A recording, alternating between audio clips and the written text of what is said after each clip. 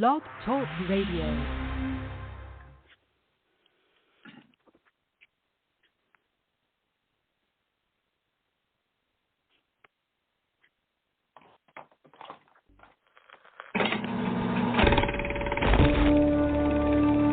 As the 21st century began, human evolution was at a turning point. Natural selection, the process by which the strongest, the smartest, the fastest reproduced in greater numbers than the rest, a process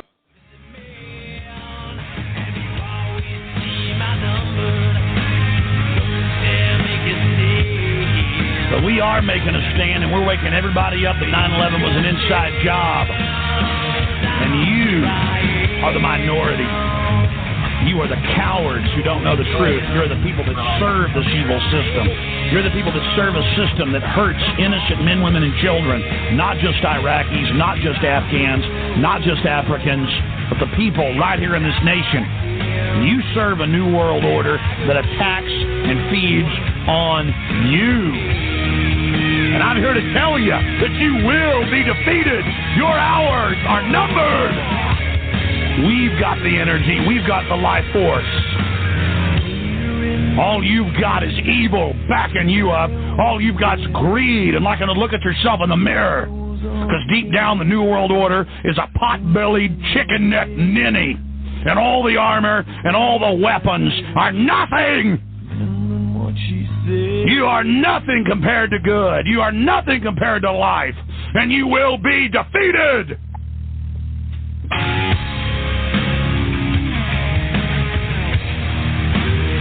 I want the individuals out there, I want free humanity to turn themselves loose, to cut the chains loose, and to use the end of that chain to slap the New World Order right upside the head. You've got the power. You want to know who's going to defeat the New World Order? It is you. You're the individuals that are going to be able to defeat this system. You're the individuals that are going to be able to take down the New World Order. It doesn't matter if Ron Paul wins. It doesn't matter if they rig the election. What matters is that we're starting to stand up. We're starting to move. We're starting to find our legs. We're starting to build our muscle. We're starting to realize that we do have power, and we can work together, and we can take action, and that the naysayers are a pack of weak liars who have never had any successes in their life and who are upset and frustrated to see us beginning to have victories against tyranny. They don't have any respect for themselves. They don't have any vision, and they don't have any will. And they sure don't have any of the power that shines out of God's soul and energizes all life in the universe. They have wed themselves to death, and they will crumble, and they will fall, and for eternity.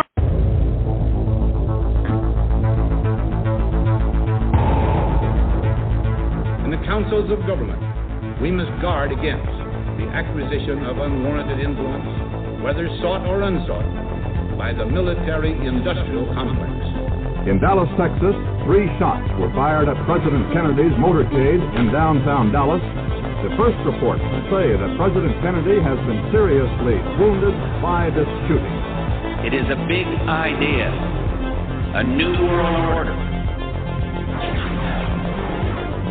It was almost as if it were a planned implosion. It just pancaked. Either you are with us or you are with the terrorists.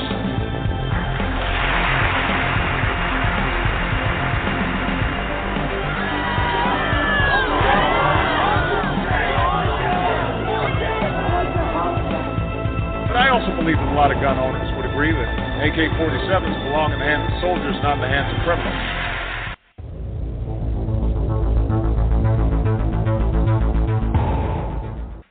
All right, everybody. Joseph Gibson here, podcasting live from Greensboro, North Carolina. We're live, 100% live, internet radio podcasting here. We got the Republic here, Restore the Republic. They are on for the first hour. Anybody who hangs around after that, I don't know if some people from the Republic will. But tonight we're going to start off with the process of basically outlining the formation of the Republic and what the Republic, our proclamation claims of interest are. And basically, this is what we've been talking about all this time. So we cite this document, talk about this document. So we're not going to read the entire thing tonight because it would take up the entire show. But we're going to have some different readers, I guess, and we're going to probably read a page or two. I don't know how long it's going to take, and we're going to talk about it a little bit. So we're going to try to do that for a little bit here for the first part of the show. And then, of course, as always, was the Republic will speak. And then hopefully what I was always intended was that they will engage the American people. That is you. So if you have something you want to talk about and come on, you call 657-383-0616, press 1. And then you can come on live and talk, or you can interact in the chat room or via social media like you do with me sometimes, and pose your question there. This isn't going to be a stage for people to expound their personality and talk for 15, 20 minutes. We're just ask your question, make your statement. You can. This is live. We don't tell anybody what to say. We're not scripted. We're not edited. We're not screenplayed or anything like that. It's 100% live. So try to be clear, watch your background noise, and pose any question you want at the Republic. This is your government, your lawful Republic, your government right now here live on Blog Talk Radio with Joseph Gibson. And understanding the times in which we live today. So, turn it over to the Republic. Go ahead. Is Mr. Henning, is it Jim, or who's taking over first? Thank you, Governor Carpenter. Governor Carpenter, we welcome you to your Republic. You know, there's been a lot of conversation over the years. Oh, well, it didn't happen because we don't know about it. Or what was a proclamation of claim of interest and a declaration of sovereign intent? That's 140 pages. I don't have time to read it. Well, this is what's on file in your behalf. Whether you believe it or not, whether you knew about it or not, or whether this is the first time you've heard about it, this is what is on file with the World Court, the UN, the Joint Chiefs, the UPU. This is your document. So with that, Jen, well, I appreciate you coming on, and would you please read our Declaration of Sovereign Intent and Interest? You might be muted, Jim.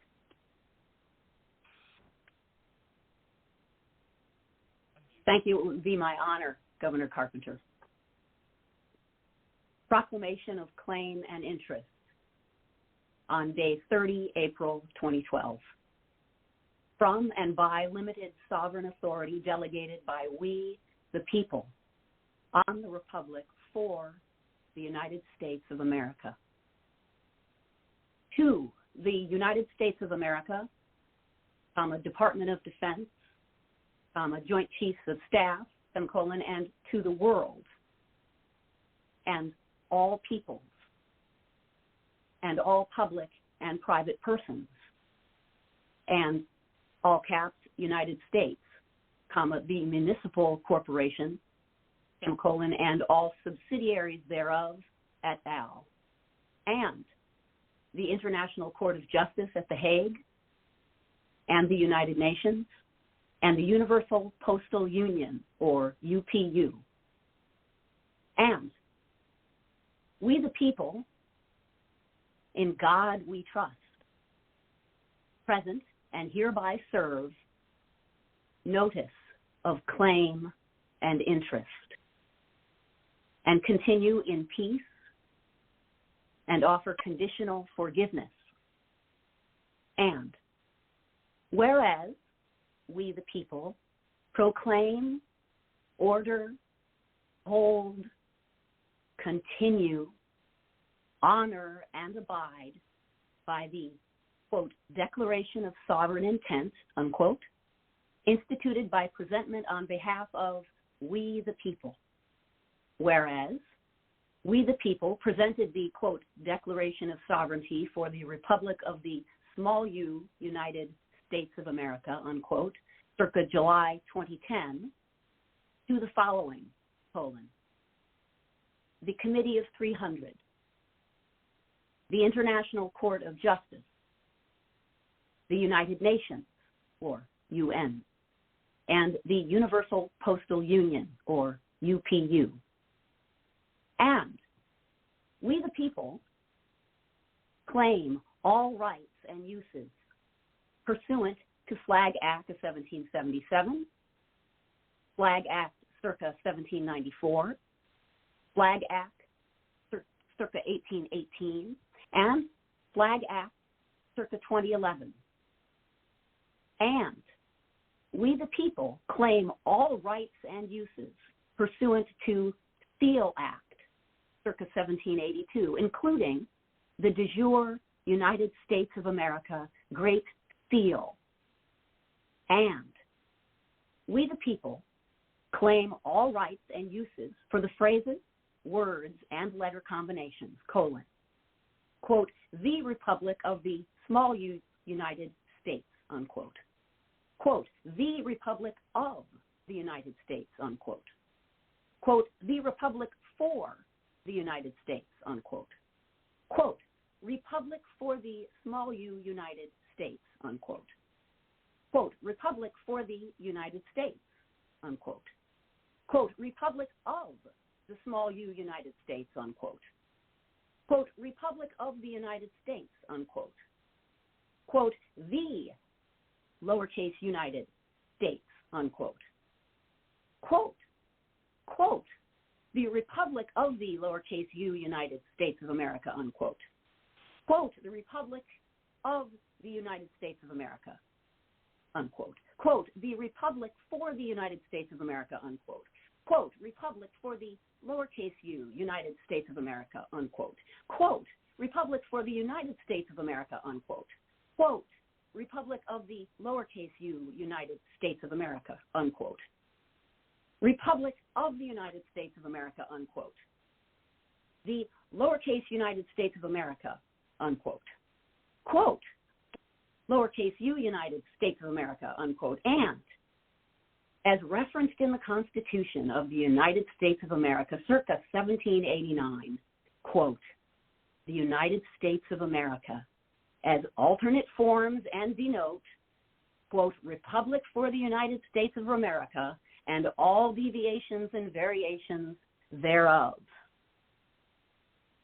And we the people reserve all rights and uses for the abbreviations, phrases, words, and letter combinations, quote, USA, unquote, quote, US, unquote, quote, U period S period, unquote, quote, U period S period A period, unquote, quote, capital R lowercase U S A, unquote, quote, lowercase u uppercase S and A, unquote, quote, uppercase R lowercase OU uppercase S uppercase A, unquote, quote, uppercase R lowercase FU uppercase S uppercase A, unquote, quote, all caps RUSA, unquote, quote, uppercase R lowercase O uppercase U uppercase S uppercase A, unquote, quote, uppercase R lowercase f uppercase U S and A, unquote, quote, lowercase u uppercase S, unquote, quote, uppercase R lowercase u uppercase S, unquote, and, quote, all caps RUS, unquote, to be abbreviated forms and denote the, quote, Republic for the United States of America, unquote, and all deviations and variations thereof. And nice job, Jen. Thank you very much, Jen, for that reading. America, the rest of this you can go to our Republic for United States of America.org, and you can read that in its entirety. And I know we plan on doing more of those reading as the weeks come to us here. Justice Waters, I see we lost Governor Carpenter. Should we read a little more of this? That didn't take that long. Yeah, I'd say go ahead and at least finish that page. Okay. Jen, do you want to continue, or would you like me to pick up? I yield to you, Governor Henning. Thank you, Jen. You did an awesome job. Thank you.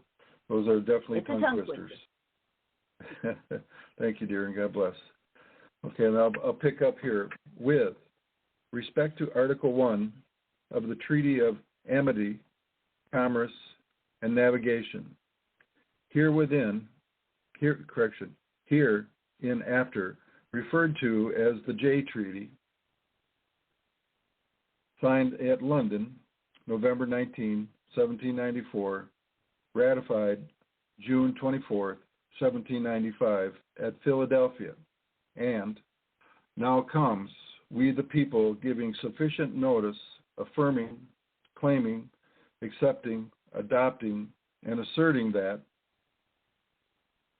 whereas we the people are created equal, and whereas we the people, by natural birthright and sovereign rights, held by indigenous power, live in inherent freedom granted by Almighty Creator, by divine providence.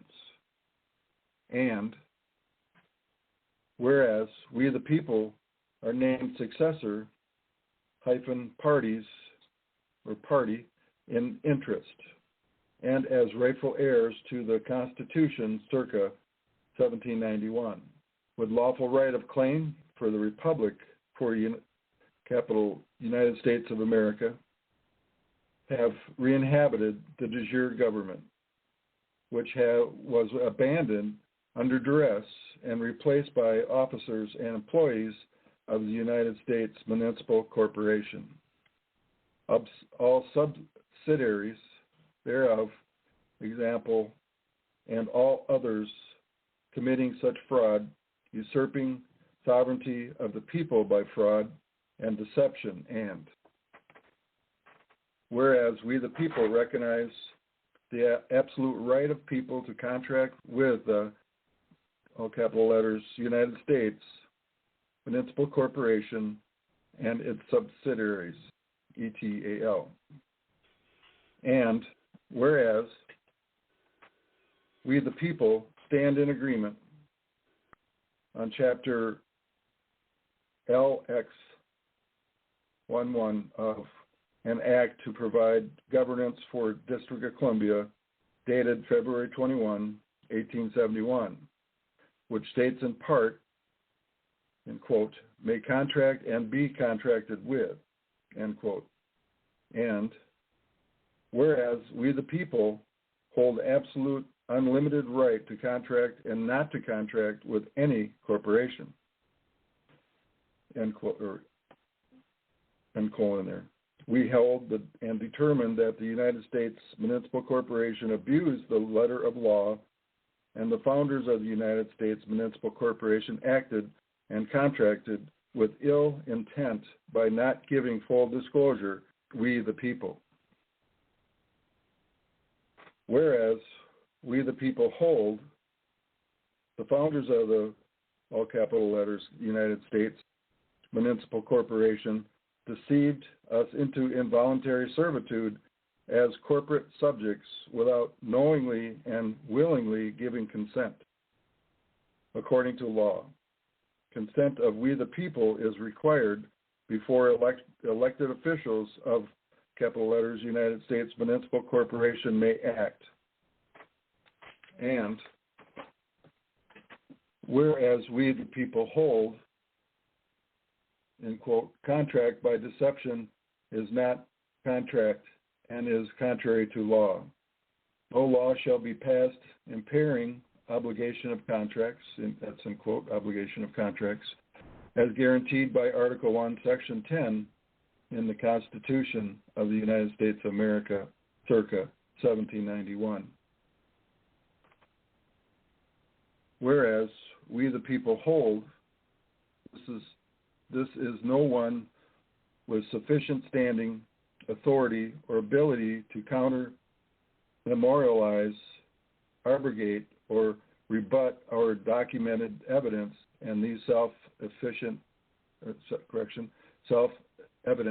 truths.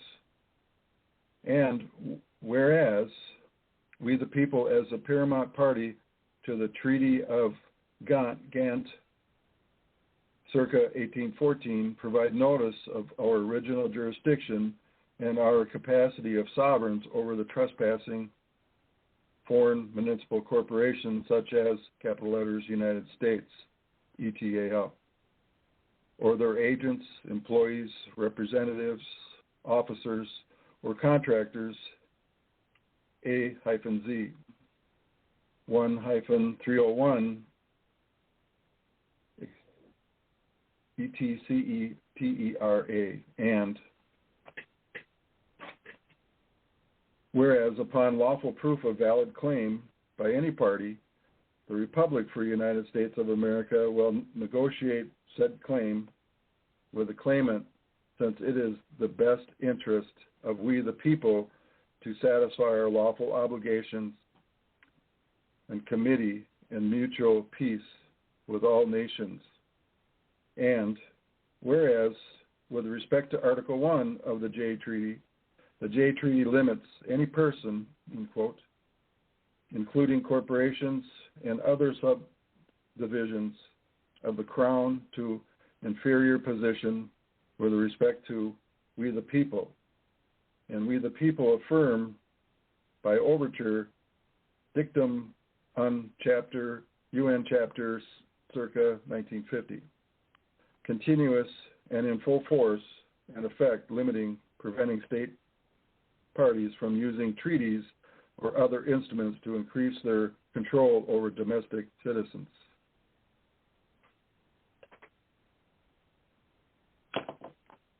Sorry, I had to get Governor Carpenter back on. That's all right. Does Jim want to take over now, or does somebody else want to take over? I mean, how far you want to go? You want to read a couple more paragraphs or finish that page? Yeah, I got 2 more paragraphs in this page. Okay. If you want me to continue, I will, Joe. I'll just read those 2 paragraphs real quick, and then we'll get Jim on here. If it's Jim on here, did you get him back on here? Yeah, where we can comment on this, maybe. Okay. Yeah, I'll read you 2 paragraphs real quick. All right. Okay. Whereas the unanimous... Governor Carpenter? Yeah, hang on. Hang on. Governor Henning? Governor Henning? Yes, David. Yes, I David. believe you missed one paragraph. It starts with, whereas we the people hereby hold, claim, enforce, continue, take, and accept respective jurisdictions on the land within metes and bounds of said union lawful authority thereof to self-determination by accepting responsibility for all acts and actions. And I yield the floor back to you, sir. Yeah, you're correct. David, I did miss that. Thank you for catching that, David. All right, let's finish up here then. Let's finish up. Thank you. Whereas the unanimous declaration of the 13 United States of America, Exhibit 2A, C, 1776, was served on the King of Great Britain by our founding fathers, declaring our separation from governance by tyranny. And the declaration maintains that we, the people, continue certain unalienable rights granted by the Almighty Creator, by divine providence. And some of these certain rights were documented by the Bill of Rights, Exhibit 2C, 1791. Being part of our founding documents and accumulated legacy of the people of America. And we, the people, are specific designated parties in interest, successors, and beneficiaries of said Bill of Rights contract, in quotation there, expressly and explicitly reserving certain rights and imposing certain limitations upon the delegated government of we, the people.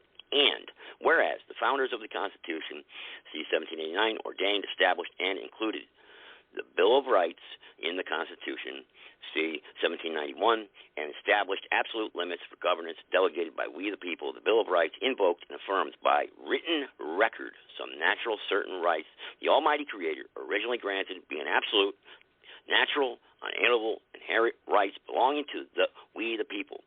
The Bill of Rights was not complete in enumerating said rights, but was inclusive. The Bill of Rights can never be abrogated, infringed, denied, altered, abridged, or compromised by any governance or by any others, and natural rights or unalienable by any means. Okay? And that just concludes that page right there. So, Jim, you're on. You got the floor now. Anybody want to open up with the comments on these 2 pages here? Joe? Anybody want to interact? Go ahead. Thank you, Joe. I'd like to invite Justice Waters on to give us a little history and explain to the American people why this document is so important. Justice Waters? Well, thank you, Governor. First thing that we, the people, have to do under law is regain everything that was taken from us. What this document, what we've read tonight, is us stating we the people, that would be you and I, are taking back what was stolen from us from the mid-1800s by that particular Congress and President Grant, who signed that into law, that did away with the republic, brought in the corporate government. So what we're doing here is, under law, we are telling the entire world that we, the Republic for the United States of America, have always been the lawful government of this nation. We are the ones that govern ourselves, that the corporate government that is in existence is a fraud, it's fake, they are actors trying to act like they are governing, but in reality, they have done nothing in law or under law that gives them the right. Number one, they did not go to we the people, as the Constitution states, has to be done to change anything in that Constitution. It has to be done by the states, 2/3 vote, and then it has to be done by two separate Congresses in accordance to the Constitution to make any change in that Constitution. That was not done. It was done overnight. The people had no say. They didn't even know it. For a lot of people in that day, 1871, it took them years to find out they no longer had a republic. So what we are doing, what we read tonight, was us telling the world we are here, we are holding the seats, we are claiming what was stolen from us. Now, that's about as far as we've gotten tonight. So, Governor, I yield back to you. Thank you, Justice Waters. Would you please explain the three flags acts that we commented on? I think the American people would be interested in a deeper understanding of that, Justice Waters. Well, you know, back when we were still trying to break away from England, back in the early 1700s, before the Revolutionary War even started, you are not known publicly until you have an ensign. An ensign is a flag that flies over your ground, over your ship out on the seas, that lets everybody know who you are, who you belong to. Under international law, it is the sign of territory. When you see that flag, whatever it's on or over, that is over or on is part of that entity, that nation. We have to have a flag that denotes who we are. It says everything about who we are and what we are. They went through a series of flags. They went through the first Flag Act, and they had two other flag acts that took place, mainly because they were bringing other states in, and they had to change the stars. They never changed the stars and stripes as their placement or what it looked like, just the amount of stars. But then the corporation took over, and they changed the flag. They put a gold fringe around it, which denotes in a lot of ways a form of martial law, law of the sea. And what they did was they put that in all your churches, all your schools, every government building. Get on a magazine that sells flags and see if you can find one that you can buy and fly in your establishment that does not have a gold fringe around it.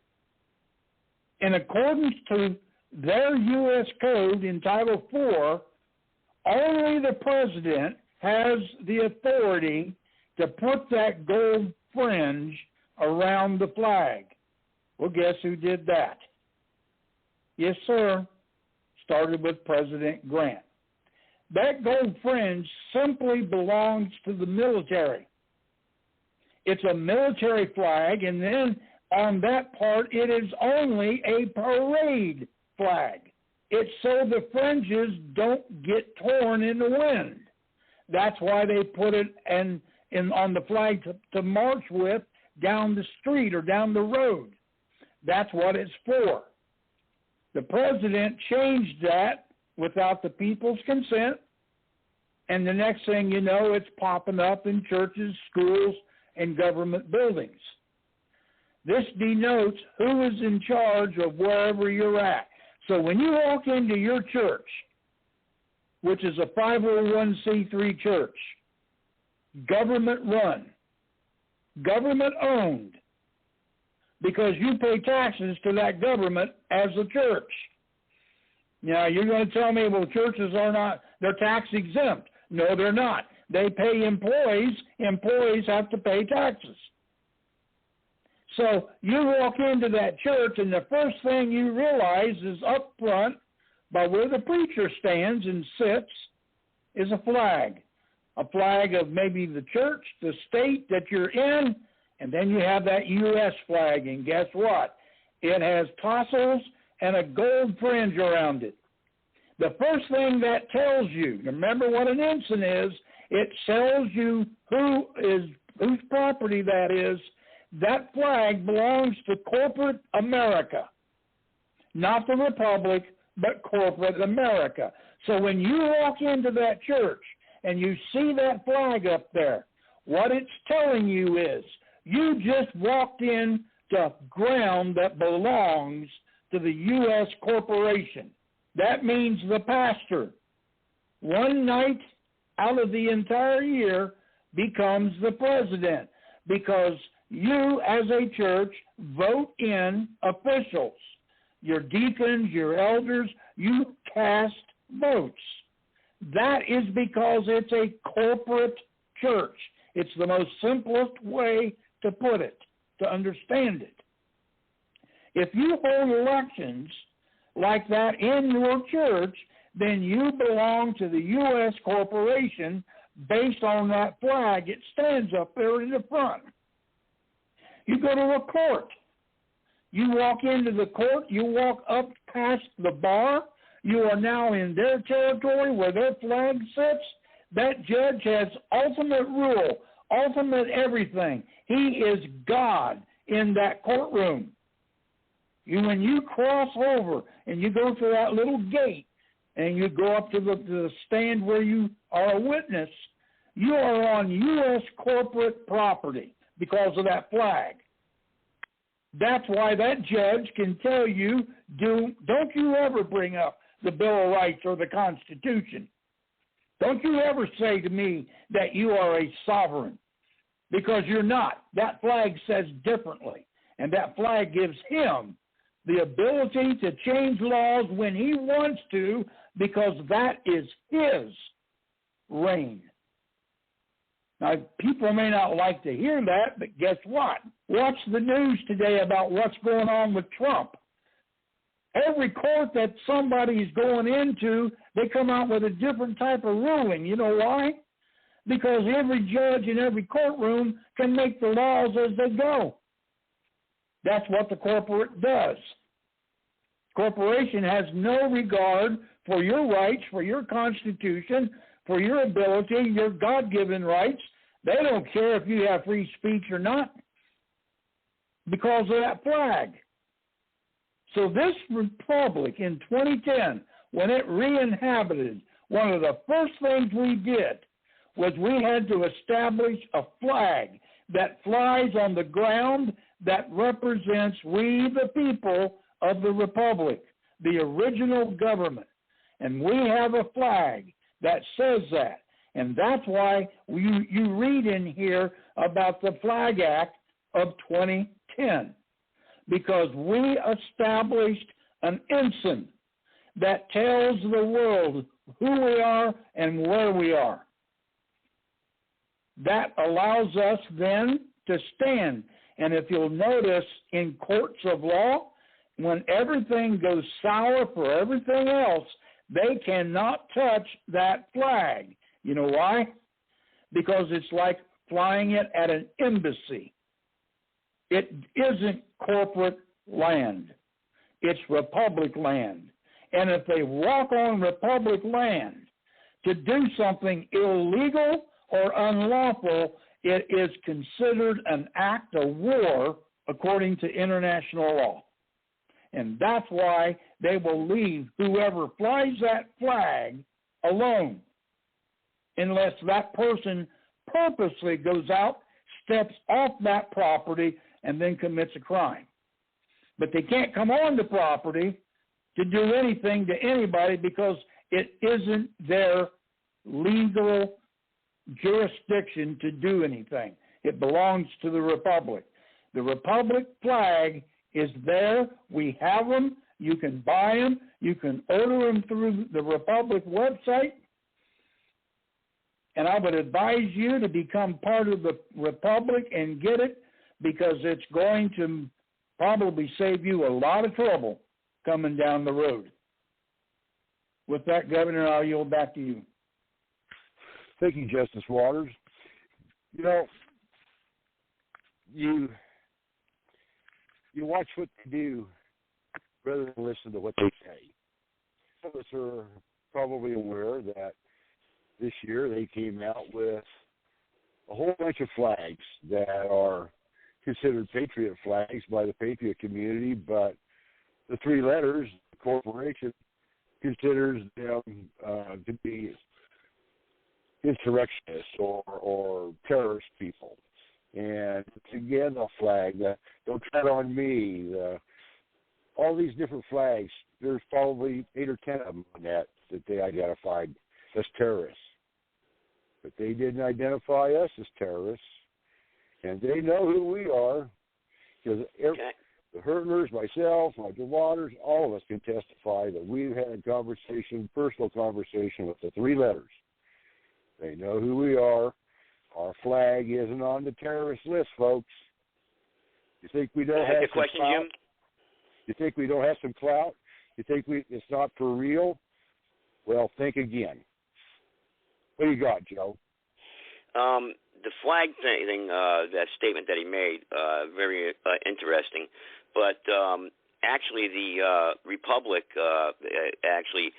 according to the ADL and many other groups, though, they say it's an anti-government group. That's what they claim, though. They do claim that. Yeah, and, well, who's the ADL? Is that the government or just some? I don't know. Why are you asking me another question? Yeah. I'm just saying. I'm making this. You know that's what they say. League. That has nothing to do with the U.S. government. That has nothing to do with the three-letter agencies that are the de facto government. The ADL is just a bunch of opinions. Yeah, I know. That's my opinion. Let me finish my point. Hang on. They're opinions, though, but they're opinions, though, in the three-letter agencies, though, but they are the de facto also. Why would the Republic really care what they think? You know what I mean? Because they're not lawful anyway. Yeah. So, they're entitled to their opinion, and we're entitled to the law. So you can take it to the bank and see which one gives you the money. But that flag, if we're flying that flag, Jim, but if we're flying that flag, though, Roger made a statement that they can't mess with you and it's an act of war. Well, that's not true, because people have flown that flag, and the de facto will still snatch you up and still kidnap you and still put you in jail. Yeah, if you go into their jurisdiction and mess with them. Well, it doesn't matter if you go into their jurisdiction. Every day, go out there and break the law. Tell me what flag you're flying. It don't matter. You broke their law, Joe. It's really simple. Well, it doesn't matter if you break their law. And it's not confusing. It's really simple. Well, what do you mean by break their law? Because there's serious questions out there that people are saying. They're saying, okay, this sovereign intent, okay, this is a good document, okay, well, okay, but what standing does it have in the world? How can I use this document? Can I finish, Jim? Calm down, Jim. Take it easy. Let me finish my point. I'm asking a serious question, and you keep over-talking me and yelling. You're like high-strung all of a sudden. You're like, calm down, hang on. I'm asking a serious question that the people are asking, then I'll shut up, and then you can answer, okay? The people are asking this document that we just read, how can this document be used so that they could be safe and not have to worry about the de facto or them pushing their jurisdiction upon them. They want to be free and independent and want to come over to the Republic, but how can they be sure that this document is going to secure this for them? Okay, I yield. Governor Haney, you want to tell people how they can get involved in our Republic? That'd be my pleasure. America, go to republicforunitedstatesofamerica.org. We've read some of the proclamation and claim of interest tonight. You can go to interim records tab there and read the balance of that proclamation. And also you can read the Declaration of Sovereign Intent at that same tab. There's many other tabs there on that website that you can educate yourself. There's videos of President Geiger. There's where do I get involved? If you've pledged allegiance to the flag for the republic for which it stands, you are one of we the people. You've taken that pledge to your republic here in America. And there's many other tabs there about the republic. You can order your Forever Glory flag that was voted on, Flag Act of circa 2011. You can order that flag also there and fly it proudly without fear. America, there's been some books that have been written. Dave and Jean Hertler have spent 3.5-4 years of their lives, donated their time, donated the books when they're finished to the Republic for you, we the people. Volume 1 is the truthful history of America. Also, Volume 2 is the reinhabitation, the story of the reinhabitation here in America. You can order those books at Barnes & Noble or Amazon.com or reinhabitedrepublic.com. You can educate yourself. Let's not forget our Holy Bible that our founding fathers used to write the Bill of Rights and the Declaration of Independence, and the Constitution is gleaned from the rules of our Father God. So America, again, republicforunitedstatesofamerica.org. Go there and educate yourself. Teach your children truthful history here in America. I yield. Thank you, Governor Haney. Did Herter or anyone else on the radio show tonight want to make a comment? Well, we got some callers here with their hands up. So are we ready to take callers, or do you guys want to, or is there anyone else from the Republic that want to make a statement here? Yeah, David had to drop off for other business. Okay. Well, let's open it up to some callers. Yeah, so we're going to do 3 minutes, 3 minutes per person. Yeah, make their statement, and of course, if there's an interaction, we don't want someone to make a statement, and then, if you're going to have a conversation, we just don't want to make a stand here or a show about one person, so, or anybody's individual personalities. I want to kind of stay away from that. So, who's the first caller here, 305? We got Mike, yes, from Miami. All right, unmute him, go ahead. Hey, Joe. Hey, Joe, can you hear me all right? Yep, go ahead. Yeah, this is Mike, National Militia Coordinator with RighteousArmy.org, NationalMilitiaNetwork.com points and forwards to that site, and MilitiaUSA.org points and forwards to that site. And, of course, our efforts are just endeavoring to unite and organize the American people who are essentially center to right in their beliefs and convictions and practice. It includes people that we might consider to be left, liberal, but they respect and appreciate and value conservative principles and ideas. So pretty much everything that we're about has been articulated on the website. We're establishing county coordinators in all the counties throughout the United States and state coordinators to help facilitate. Do you have a question or a comment about what we're reading? This is not an advertisement for your efforts, although we appreciate them, but we'd like to stay on subject. So please make a question or a comment, and let's go on down. Yeah, sure. I'm just want to take 30 seconds there to state who I am. So appreciate where I'm coming from. Yeah, that's okay. Go ahead. Yeah, but do you have a question about Mike? That's okay. But do you have a question about the sovereign intent, the document? Like, because the Republic's saying this is, we've been talking about this like all those shows, and this is kind of what's been like targeted by a lot of callers. So that like, what's the Republic about? You guys are saying you're the law, you're the lawful government. So we kind of like are putting this document out there, saying, hey, this is the document where we're declaring our sovereign intent and proclamation of interest here. So that's on the website. We didn't read the whole 141 pages, of course, but we read the first couple of pages. I mean, what's your comment on that, or what do you think, in your opinion, or how can the militia community benefit also? Well, first of all, I'd have to give clarity to that because, again, it needs to be clear that when we say militia, we're essentially just talking about we the people who are the militia across the board, who are like-minded on certain key issues. So to the extent that I've said it before, as you know, I'm currently waiting, being the political and social activist I've become, who's jobless and penniless, I'm waiting for some ink to arrive at my printer where I can not only print out some other things that I need to read, but the DSI as well. I plan on printing it out and reading it on video so that there's a reading of it, because a lot of people don't care or have the time or the ability to read it. I'm an audio guy, being a musician. I wish there was an audio version of it that I could just listen to while I'm driving down the road. That should have been done years ago. It should exist already. It doesn't. I'm going to speak it in video for the benefit of people so they can hear the whole thing. Having said that, as you know, I have links to the Republic for the United States of America on the homepage of our website.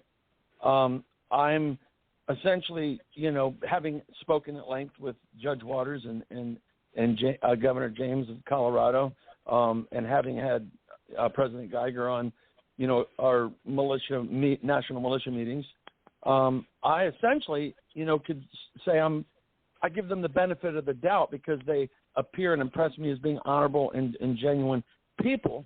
And of course, I plan again on printing out and reading the entire, DSI on video. Maybe, it'll be interesting after I do, right? I'll have even more insights on it. But what matters to me the most, what I think is the most significant, it's ironic. I mean, I just called into your show, so I didn't hear a lot of what was going on. So I apologize if there was actually a pending question. But I was just watching an hour-long video that was sent to me by somebody asking if I was familiar with, Gould, right? The guy that claims to have captured the flag. And, of course, James has said, first in line, first in time, that they have a superior position over Russell J. Gould. To me, all of them, essentially, because I can go on with other names, as you know, right? David Straight, Russell J. Gould, and there's 3 or 4 others I can mention. It's utterly absurd and preposterous for them to not all be working in conjunction with one another. And until they are, they're all psyops. They're all invalid until there is a day where each and every one of them is on a Zoom meeting, calmly and politely and respectfully, hearing what the other has to say, and then correcting them or agreeing with them. Because there's a lot of people out there that are putting forth these efforts, and we all need to not only unite and organize under one banner, but as long as there's all these groups that are splintered and claiming that they're it, that's going to be a problem forevermore. It just makes it all come out as some, government psyop to divide people, divide and conquer. So I think that's one of the problems, Mike. Mike, let me interject here real quick. I think that's one of the problems, and what I'm trying to do here, what our goal was originally set out for with the Republic, is to get the people out there, and Jim must agree with me on this, that's what our goal was, that's why we wanted to put the Republic out there on this podcast, to unite all the other forums out there and bring them aboard, so that it's just not about this forum or about the Republic, that we can all come together and work together. And we seem to be we every time we take a step forward, we end up jumping back 5 steps, so because everybody's personality gets in the way. So that's what the problem. Not only that, but one of the things that's significant to know as well, somebody brought this up recently, and I agree with it, is we know that ultimately the highest authority is we the people, right? It's we the people, then our local community, then our state, then the county, and the Republic is essentially representative of whatever the federal government would be. So for all practical purposes, they are the least important. They in the sense that they are, from a governing perspective, they're the government. None of us wants big government. We all want to get rid of government. So, some people can make that argument that, what's their significance? Are they just trying to take the place of the de facto current corrupt government? No, of course not. But for all practical purposes, they're the least significant in the sense that it has to first start with the individual, their relationship with God, their local community, then their states, then whatever the republic would represent. So I think one of the things that would help as well is for the republic to make very clear that that's true and that's a reality and that's what they represent, is just being able to be that government that's representative of a limited government that has the 19 originally specified, or whatever it is, 13, 19 original agreements within the Constitution on what the federal government even had to do anything with, as opposed to 5,000. Yeah. Mr. Henning, you want to take or if Jim's still there, take a shot at that, because that's not really that. Even though if that's the perception that people are getting from the Republic and their website. Let's put it correctly now, Mr. Henning, or somebody out there, or somebody or Roger, or somebody say, hey. I see that Governor Carpenter dropped off again. I know he ran away. And this is one of the problems we're having. We're having division amongst everybody because, everybody's, look, I brought this up in the beginning when we were off the air. We're here once a week to present to the people the Republic. If we can't stay here and dedicate the time that's needed, then really we just need to give it over, turn it over to these other groups, then let the country go down to hell in a handbasket, because I'm here fighting for the Republic, and Mike can look. Every time I go over to his platform and every other platform, I'm here. I turn it over about the Republic. It turns into a show about the Republic. So and so I'm kind of like guilty in the same way, in a way. But I believe in the Republic, and I believe that this is the lawful interim government. This is the lawful de jure government. I've read all the documents. I've studied them, but I need backup. I need help. I'm one person. After all, what can one person do? I can't change the world, and we don't need a king to change America. So I need everybody else out there backing us up there. We've got to do this. Whatever's going on in our personal lives, trust me, you don't want to know about my personal life. So, we'll take up 80 shows on that. I've survived 2 murder attempts. So, look, everybody's got their own problems, but right now it's about the Republic, and it's about uniting the people across the country. Now, as far as Mike's statement now about the Republic wanting to be the federal government over, can you or Roger expound maybe and put it in simplistic terms about, no, it's about individual states and explain the sovereign intent of the Republic maybe in simple terms. That's not about that. Mr. Henning or Roger or whoever's here from the Republic still. Thank you. I yield. Yeah, this is Roger. Go ahead, Roger. If you'll notice in our titles, you'll find 2 United States of America, one with a capital U, one with a small u. The small u is used with us simply because it's not the government in charge, it's the people, the states. Everything about the Constitution is about the states. It even states that whatever's not mentioned here, and believe you me, there's a lot that's not mentioned in that Constitution, then belongs to the states. It's always the states. Now, what are the states?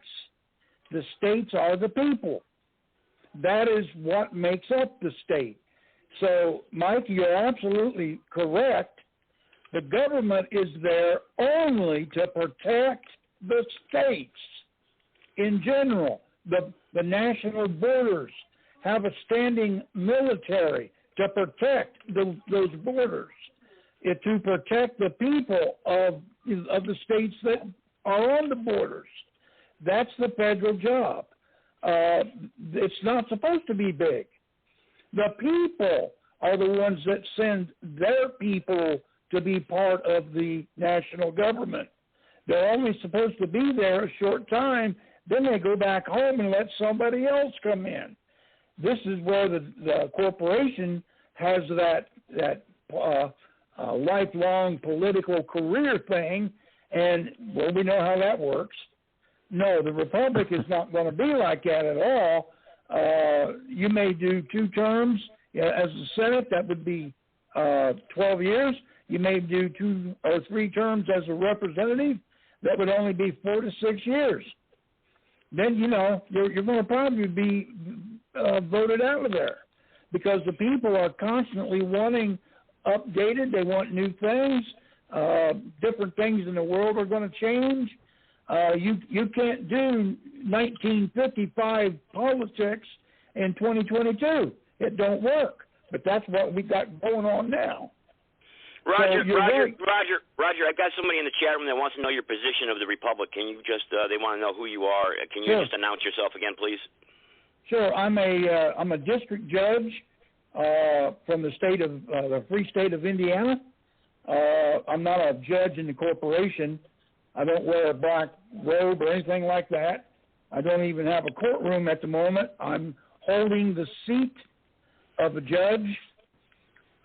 My job is to rule over the state of Indiana as a free state.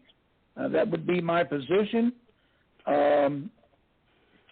Until we get people in Indiana who want to take over this position, then they're welcome to do so. I mean, I'm getting up there in age, so, it's not going to be long before I'm not even going to be able to do this if the Lord don't come back.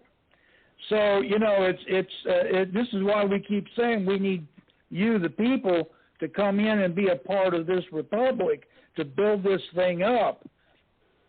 We're holding the seats for you. That's what we're doing right now. Okay. But I'm a judge. We got governors. Dean Henning, who you hear, he's a governor. We got Mike Binder, who's a representative. I mean, we got people from all different forms of the national government that is represented here, but we are holding the seats for you, the people. And there are still seats available. That's what you're saying. There's seats available also that people can take. Yeah, okay. I just want to make sure that people, Technically, every single seat Who is represents available. Gary, Indiana? He said, who represents Gary, Indiana? Is there anybody in Gary, Indiana that represents No, Gary? we don't have anybody. They're actually Nobody. in Indiana right now. It's just, as far as I know, it's just myself and my wife. Okay. So we there's only need two people from all over the state of Indiana. Yes. Okay. All right. And I'll be glad to talk to them. All right. Well, he's listening. Okay, 323, you're on here. Mike, I know you probably want to comment some more, but let's get 323 on here. Yeah, I actually have one important question. Okay, all right, go ahead. Give that question in 323. You're next. Go ahead. Go ahead, Mike. Yeah. So Michael School is seemingly a significant individual who is the interim secretary for the Fourth Continental Congress, which is a whole other interesting thing, right? Fourth Continental Congress apparently exists, and Michael sent me a text and asked me to ask the Republic the following, and I was just trying to pull up. But asked me to ask the Republican, perhaps James, Judge Waters might have, an answer for it, and that was, my phone's really giving me a hard time here. Okay, Mike, can you ask Geiger if they have any silver or gold coin in their treasury? That's their missing piece, possibly. States are suspended until they again become solvent. No, that's a good point. You heard that question. Can Justice Waters or Mr. Henning answer that as governor from the Republic, please? Yeah, we have our own silver, the Republic coin. I don't know if we've put any in our treasurer. I know I hold some personally. Senator Don Adams, who was a former Marine who had passed away, he was our Senate Pro Temp of the National Senate, and also, our state senator also at one time. But he had a bunch of silver, pure silver, or 99 whatever percent silver coins put up with our Republic seals and stuff on it. So there is silver, there is coinage, but I don't know if it was put into the National Treasury. Okay. I hope that answers his question. Mike, just stay there. 323, you have a question? Area code 323, I unmuted you. Okay, I don't know where they are. 323, area code 323. I believe that's Joe. Joe. He's got a couple of lines open here. All right, Joe, where are you? You got your hand up here. I'm trying to connect you there, partner. Wait, there's another one down here. Okay, go ahead, Joe. Okay, now you got me. Yeah, I can hear you. All fine. right, Go ahead. now you got me. Okay. Yeah, on the switchboard, there might be two of my numbers at times because my app messes up. I understand anyway, that technology. Yeah. Last week, one of you guys asked if there should be a hub for all the conservatives, particularly those from Blog Talk Radio, can get together and exchange ideas. There is a hub. It's already been created by a prominent Blog Talk Radio hostess. Her name is Michelle Swinick. Not only does she have luminaries on her show, she's been on Bannon's show, and she's been on another show which is nationally syndicated. So it's called, what is it? My Freedom, let me get to it. MyFreedomMovement.com, something like that. Hold on one sec. Okay. And the reason why I mention it is because everybody here and anybody and any place else can go there to exchange ideas. That's what the hub idea was about last week. I thought it was a good idea. Surprised nobody knew of it. Joe, you know of it, which is good. Yes. You guys can go there. They have Zoom meetings, if my memory is correct, like every Thursday.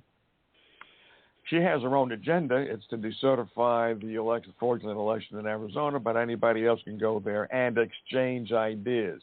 When you exchange ideas, you might find that everybody has something in common that they can agree upon and act upon. It's not about somebody being the boss. It's about coordination. Yep. So people can get together and coordinate. So I agree 100%. Yeah, I agree, Joe. Okay. Yep, I agree 100% with you, and that's a good point you brought up. Thank you for sharing that. Tonight we brought up something that that you've been questioning too in previous podcasts.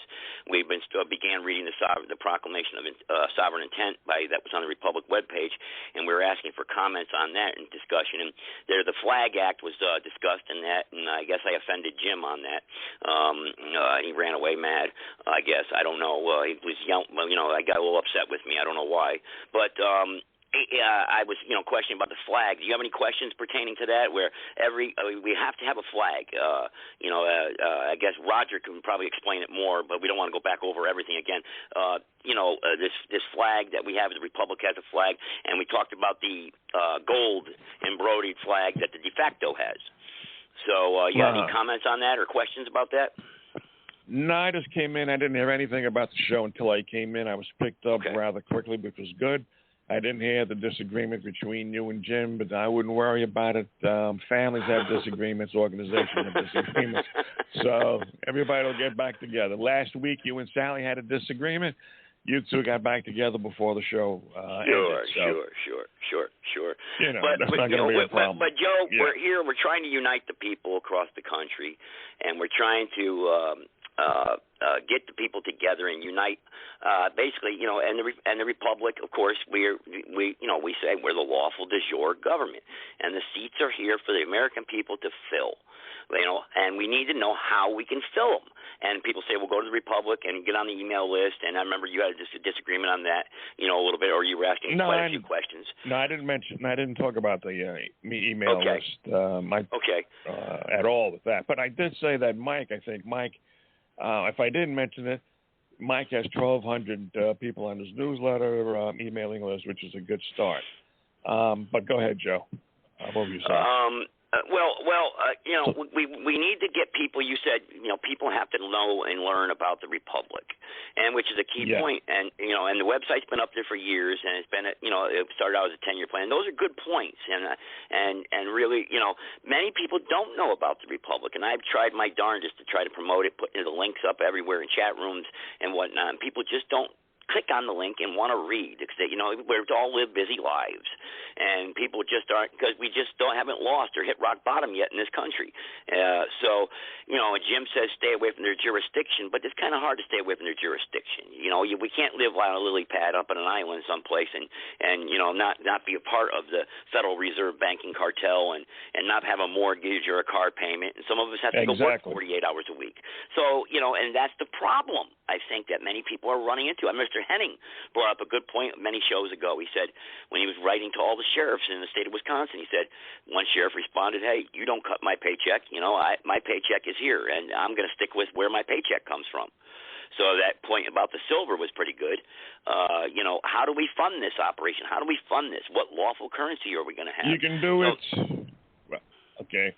Without funding it at the beginning, here's what happened. When I founded my coalition for Ron Paul back in 2007, I asked for volunteers. I went into different groups, forums, and it takes elbow grease, fellas.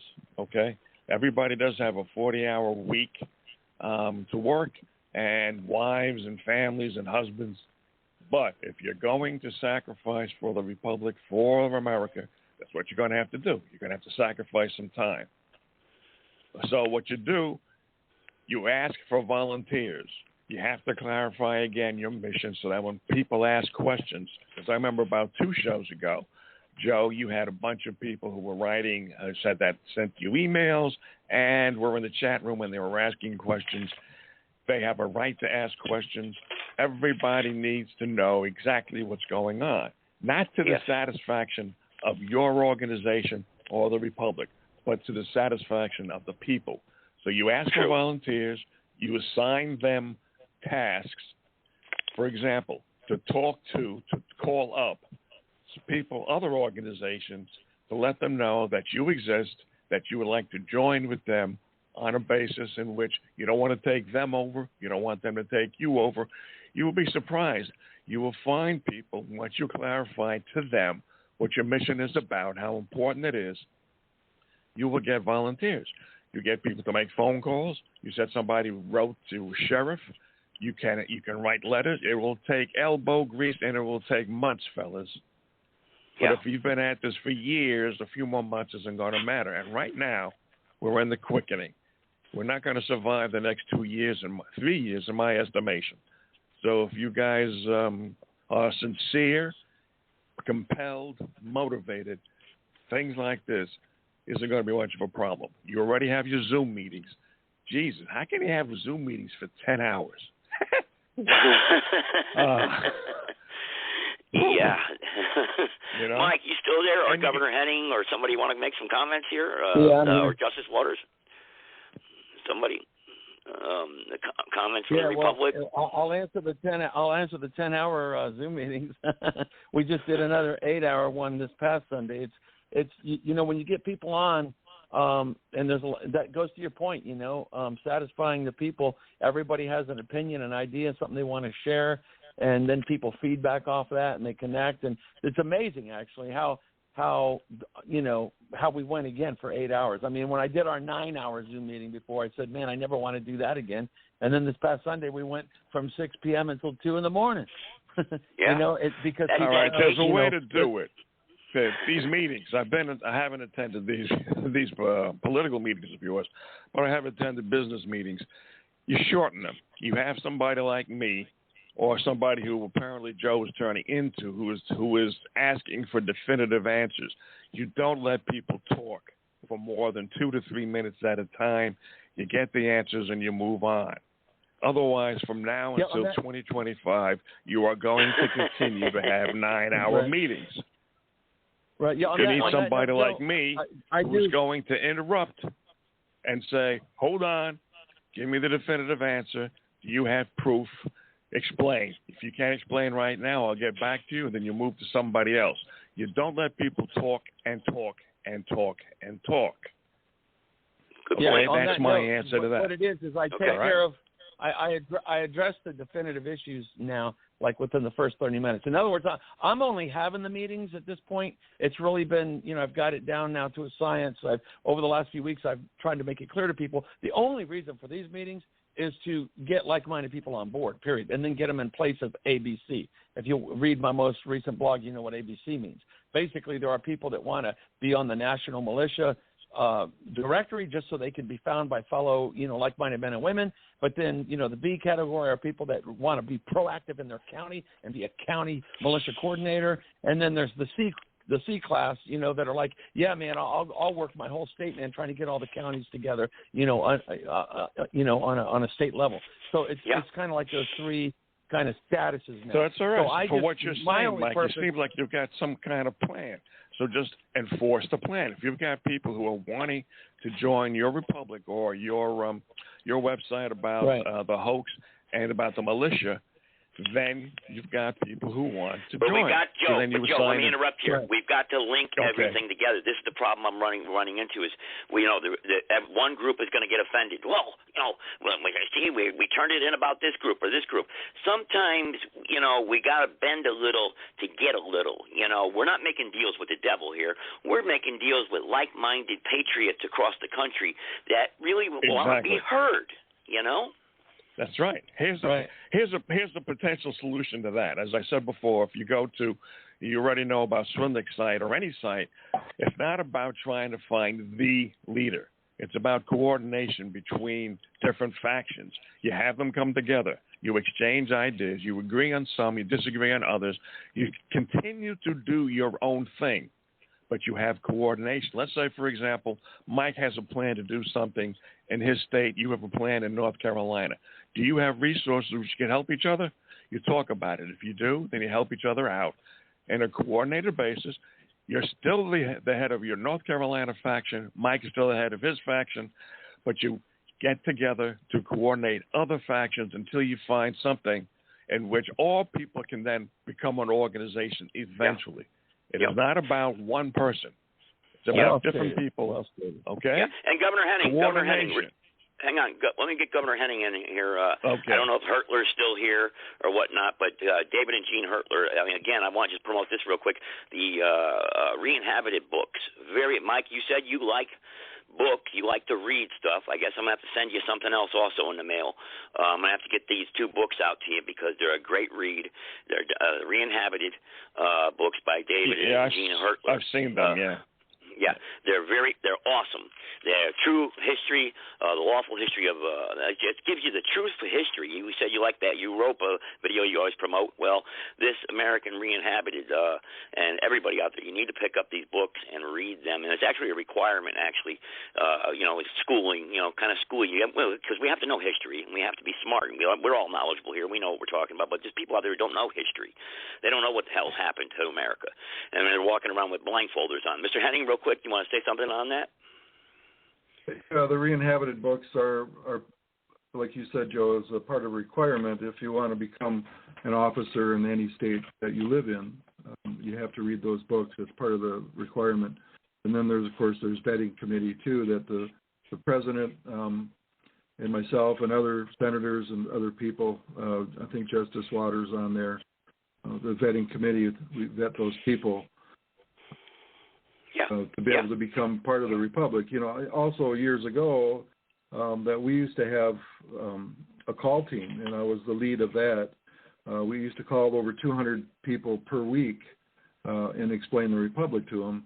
And we established many states at that time. But, during the 2012 split of our American republic, people kind of went in fear, and there's a lot of people that are still holding seats, but they're not real active in the republic. I have the email list. Real quick, guys, I want to tell you about the email list. I have thousands and thousands of patriots, e-contact information for these patriots out there that Mr. Henning is talking about. I have Republic officers and whatnot. You got a great start. Yeah, I have the contact, but you see, I don't want to bombard them with nonsense. When the time is right, hey guys, it's time to come out from underground. It's time to get involved, but we're not there yet because of what happened. Like for the past few shows we've had, and we have personality conflicts becoming involved, and we've got people saying no, it's going to be this way. And really, I don't want it about any way. I really want to continue. Look, we're about freedom and liberty. Everybody out there, like you just mentioned, Joe, is has great ideas and great solutions, as long as they're always pointing to good old Lord there, the Lord, because we have to be a country and a foundation of some sort of moral character and foundation to stand upon. We can't be tribes of people running wild, doing I want to do it my way. That won't work. That's been tried throughout history. That won't work. That we'll just have chaos. We have to have a foundation. And right. You can't have a lot of tribalism. Sure. We got some other callers here. Okay. Go ahead, Joe. I'll hold on then. Okay. All right. Let's see here. Let's take a private caller here. Go ahead. I think Joe is a moonbat. You're a moonbat. Moonbat. Okay. All right. Okay. Thank you. All right. That was just. Which Joe was he talking about? If he's calling me a moonbat, I'm going to say thank you. Come on. Will you say thank you? I said thank you. We won't give him any more time on that. This is what you get out there. The fans come out of the woodwork. But these are the characters that we're going to have to deal with, eventually. Also, but Sally, I want to say hello to Sally out there in the chat room. Sally, I did see her out there. Hey, Sally. Okay. And Sarge, I haven't heard your voice here in a while. Sarge, it's always good to hear you. The American Statesman. Sarge is there? Hey, Sarge. Yeah, Sarge is there. I thought that was him calling in the private caller there, but it wasn't. So, because he always calls him from a private number. Anybody else here want to interact here? I know the Republic, they always want to go for an hour now, I guess, in the beginning. And then the second hour, I guess, will be the free-for-all. But I'm going to say this. I think it's especially critical to get down to the nitty-gritty. If you got that email, Joe, that is one hell of a resource. But the thing is, whoever it was talking about you've got seats vacant. Now, who wants to take a vacant seat if they don't know? And the history lessons, that's abundant. We don't need more history lessons, in my opinion. What we need is some history lesson, but a lot of planning to tell the people who want to join the Republic or are interested in it, to let them know what they can do and how they're going to be effective against the so-called de facto government. Because if people join and then they say, okay, I'm ready to fight, and then all of a sudden they say, well, where are my weapons? Where's my money? Where's my plan? Where's my technique? 563. Nobody's going to stay. Yep. You're right. I'm going You're to right. tell you this now. 563, and I got a private caller here. So 563, go ahead. 563. I'm going to wrap this up. Yeah. This is going to be my last appearance on this particular broadcast for a long time. Okay. Why, you going away? So I got things to do. So, well, how am I going to be in touch with you? How am I going to get in touch with you now? I'm going to be campaigning here soon. This is important, guys. Hold off. Oh boy, that's another thing too. I'll wait until these guys finish, and then I'll jump back in. Okay. All right. 563. Go ahead. You're on live. Yeah, thank you. I have been in this for quite a while, and in 2012 I signed an affidavit of sovereign rights. What value is that document today, and what updates would I need? Okay. Governor Henning, probably sounds like you got a long-time Republic guy on here right now called in. Go ahead, Governor Henning. Yeah, welcome, and I'm glad to hear that you signed that. That's probably the Declaration of Sovereign Rights. We did a lot of that in the beginning. All the meetings that people wanted to be part of the Republic, they would put their signature, swear an oath, do their signature in a red thumbprint. We have discontinued that at this time, but hold on to that document. I pray that that'll be needed in the near future. Justice Waters, do you have anything further on that for that gentleman? Yes, Governor. I appreciate the fact that you were there.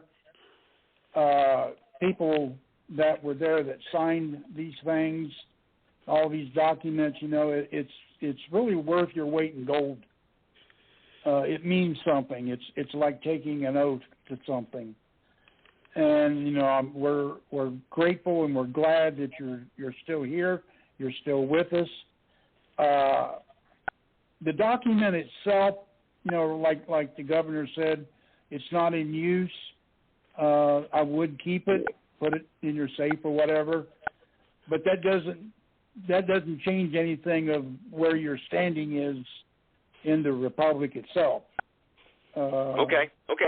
That's if you would like answer. to contribute and be a part of, an official seat, be sure to get a hold of us, and we'll get you going. Okay. Good. That's good. Hopefully that answers your question thoroughly. One more comment I have. This is Dean again. If you are going to be vetted and become an officer in your home state, the DSR will be part of the requirement to become an officer with your oath on it. Very good. Private caller. We'll go to another private caller. Got a couple more up here, and then see what else we got here on store. Private caller, go ahead. Hey guys, this is Billy. I think Joe's a piece of shit. Uneducated. Okay, all right. You're off. Okay. Next, move down the line. Go ahead. Hey Joe, it's Sarge here. How you doing, man? All right, good. Well, it's a gamble, man. I take those private calls, man. I'm looking for, Yeah, I know. Go ahead. Hey, minutes. Man, I'm hearing the dilemma you guys are speaking to about the Constitutional Republic. And by the way, I haven't been here because I was in Florida helping some colleagues of mine who retired to Florida with some problems they had. And while they are all former members of the armed forces, all of them were police officers, many of whom I trained myself in firearms usage while they were police officers. A militia really wasn't necessary because the state was so orderly run by Governor DeSantis. There was no widespread looting or anything else. The period, relatively speaking, was very orderly. So it wasn't even really we were really an association of armed people exercising our rights to free association and the Second Amendment. We didn't really need to form ourselves into a militia. But I helped them with other things, so that's why I haven't been around. But okay. Let me speak as to, I think, the issue with making people understand the Constitutional Republic. And it's like Joe just said a minute ago, we don't need history. Well, we do need history because history is always valuable. It informs the present. So we do need history. But what I think we need more than even history is education. You have no idea how hard it is for me to get across to people what the Constitutional Republic is. I mean, most people they don't believe that the Constitutional Republic is an order of precedence, we the people, number 2, the sovereign states, and number 3, the federal government in most things, except those things in which the Constitution grants supremacy to the federal government, but it never grants supremacy over the people in anything. It's almost impossible to get people to understand it. Most people, if you ask them, will believe the federal government is first, followed by the states, and then lastly the people. That is the biggest hurdle, I think, to getting them to understand the Constitutional Republic. I mean, how do we go about getting them?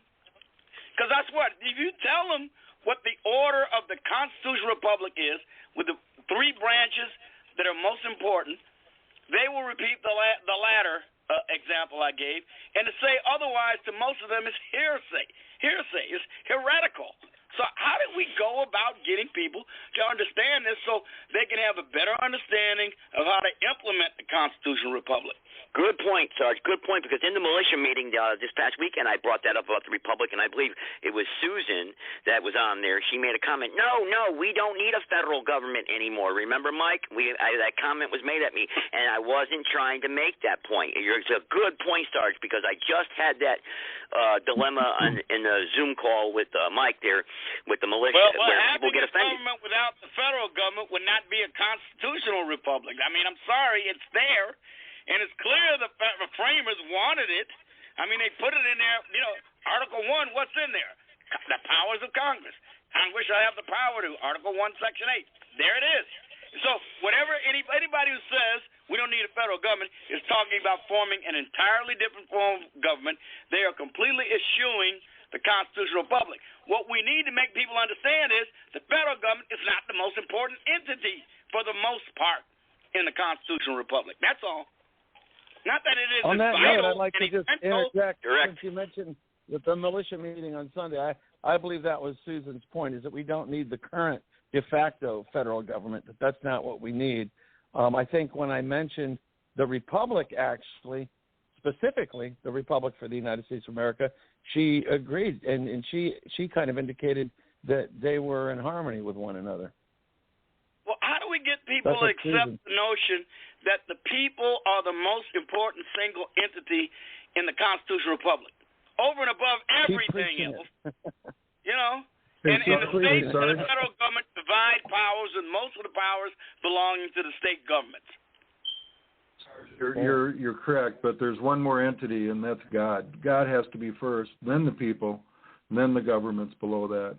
And it's a bottom-up government. Part of the problems that we're discussing directly attributable to the fact that the observation by John Adams was not observed, and that is our Constitution was made for moral and religious people. It is wholly inadequate to the governance of any other. We can see what it leads to. It leads to kids being forced to attend drag shows and having sexual mutilative transgender surgery. Yeah. Exactly. But how do we get people? I would interject with that. I appreciate get people the point. to understand this basic concept. Yeah, and to the governor, he of course he's right. God first. But I think to some degree it's, for a lot of us when we're speaking, that's just like a given. We don't mention it before every sentence, but we know that, like Sarge said, the Constitution itself is based upon a godly people. Biblical, I don't think cruel words were ever spoken, but everywhere you look in public education, in college education, they are completely ignoring the religious roots of constitutional liberty. They're completely ignoring it. In fact, they're scoffing at it. They're ridiculing it. They're denigrating it. They're saying it is a bar to the progression, and I use that word in the literal sense the way they mean it, the progression of human freedom. That's because the New World Order, one world government communists have infiltrated and hijacked the media and the government in America and everything else. That's their plan. We know this. We do know this, and like you always say, Mike, that's something that we do know. It's a new world order, and they got us. This information war, they got us. So, but we are going to fight it. We're going to stand up together, lawfully, peacefully, and hopefully turn this thing around. And but here's the problem. Go ahead. Here's the problem with the Republic for the United States, for America. You have to, again, like I've always said, you have to have credibility. You have to let people know where your authority comes from, to be clarified, to be clear to them. And then if they join the Republic, how do they have the legal and moral authority to do what your organization says they're allowed to do?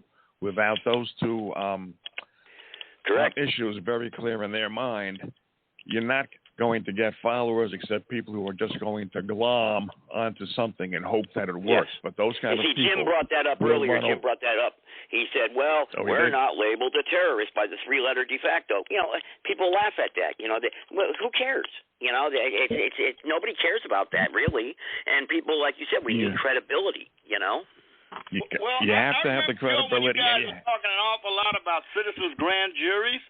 And I think one way to make people realize the power that they have under the Constitutional Republic is under their state legal systems.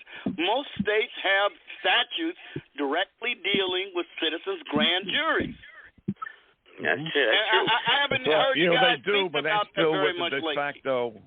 That's still with the de facto republic. Is what the we got to be careful when we enter the jurisdiction of the de facto. Common law. Yeah. Okay. The common law, I but believe still, it's all about you want people to join the jury. Republic and to know about it and to follow it. You have to make them know where your authority comes from and how they're going to succeed in order to take down the And Mike brought that up actually Republic. many times in the Zoom calls. Where's the authority of the Republic? And many people got, and look, I don't like to speak bad about the Republic, but a lot of people got offended by that. Like, whoa, why are you questioning me? Come on now, people have a right to question. Is the Republic taking an issue and making people aware of the fact that they have the power to convene citizens' grand juries in respective states? For the most part. Yeah. But they have to do so with the sanction of the governing of the people there. Sarge, don't they have to do so? Don't they have to do so with the sanction of the Attorney General there of that state?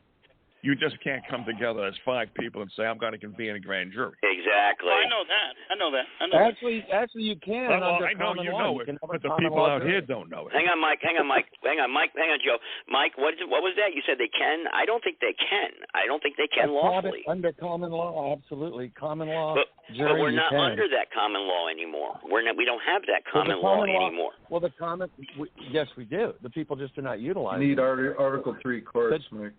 We don't have those. Yeah, but if you look at most state constitutions, they have a provision. Well, many. I don't know if most, but many state constitutions have a provision for citizens' grand juries. And well, this is a good discussion because we have to be able to enforce this lawfully. We always talk about peacefully and lawfully, and now we have a disagreement here. Mike says we do.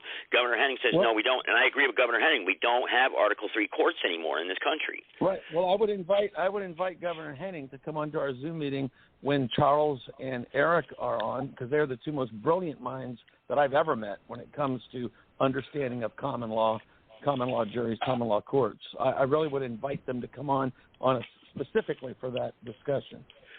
Well, that's interesting, but or they can come on here and present their case to the Republic, and say, hey. Other than force of arms, the most legitimate authority for any government is the exercise of power, or the rule of law. And if the citizens get within their grasp the authority of the rule of law in the form of citizens' grand juries, in the form of citizen-directed action, even if it's to influence attorneys generals and others, prosecutors or whatever, then the people will regain a great deal of their authority. I have to agree. Sarge, I have to agree with Governor Henning because I've done research on this, Mike, and I saw Charles's videos when he went before the county commissioners, those boards, and they pretty much answered his questions and told him flat out, and Charles wanted to disagree at the end. But look, that's why we have ballot boxes, but we know they're corrupt, we know that, but we have ballot boxes. This has all been overturned. We don't have these Article 3 courts anymore. The de facto does it a different way now, and that happened after the Reconstruction Acts, and we have to go over a history lesson again. It's changed. How do we go back to fight a civil war again? You just said a kind of an oxymoron there. You said they don't exist. That's what this country is, an oxymoron. The de facto courts. You said they don't exist because the de facto courts are doing it their way. Of course. Well, no, we fought a war, Mike. We fought a civil war over this. Courts are another thing. No, there was a civil war over this. We had the rump, with the rump, Congress. Go ahead, Mike. Go ahead. Yeah. It wasn't over this. Actually, I'm going to see if I can get Charles on here real quick. I'm going to see if I can get him on the line. Yeah, that's fine. We just don't want to turn it into a big shouting match where he wants to make a statement real quick. But that's a good discussion because this is important. This is a big centerpiece, Sarge and Joe, that the Patriot community is having a stumbling block over, and it's coming between the Republic and many others too. This Article 3 common law court thing, where they think they're going to put together these grand juries and go out and arrest people or where's the lawful court? No, you will be probably thrown in jail. So you have to be careful. Well, you're right about that, Joe. I mean, no, I don't think anybody should be telling people that. I think it would function in a manner not the same as, but akin to when Congress makes a referral to the Department of Justice for prosecution. That's what a citizens' grand jury would do. They would have the authority, depending upon what state you're in, what the statutes say, on a state level, to issue subpoenas and have people come before them and make referrals to attorney generals. Who's this guy says he's been waiting for ages? I don't see a 510 number here. He said he's been waiting for ages to get on here. I don't see a 510 number on here. I don't have a area code 510, sir. The gentleman in the chat room, he said he's been waiting for ages. Give me your area code. I don't see you. If you're trying to call in Skype. But Joe, I just want to make it clear. I'm talking about citizens' grand juries have referral powers once they convene, not enforcement power. Just like Congress. Oh, I see him. 210. Can't have enforcement power, a subpoena violation. I don't think they do so. But hang on, we'll revisit that. We'll revisit that question here. So we've got a little bit of time left. It's an important question. 210. Go ahead. 210. Go ahead. Am I unmuted? You're unmuted. Go ahead. Oh, thank you. I've been looking at the state government of Indiana right now, and it shows me that the governor is Eric J. Holcomb. So I'm just curious about that disconnect there. You say you have the governor of Indiana on, yet I don't think this man's name is Eric J. Holcomb. Okay, Governor Henning, can you explain this real quick? Yeah, that's a different jurisdiction. That's the corporation, the governor that you're looking up. There is no governor of the Free State of Indiana. That's a big distinction, the Free State. Justice Waters is the jurisdiction or the justice of the Free State of Indiana. Right. I get that. I'm originally from the Michiana area, by the way, South Bend, Mishawaka, that sort of neck of the woods. So is this just adults playing dress up and pretending to run a government? No, this is law, sir. This is law. This is law. So you go back through can history. You tell me what exactly you've done to impact law in the United States? Because I don't see anything changing, to be honest, in the state of Indiana or anywhere, frankly. Nothing's changing yet. I see a bunch yet. of adults playing dress up.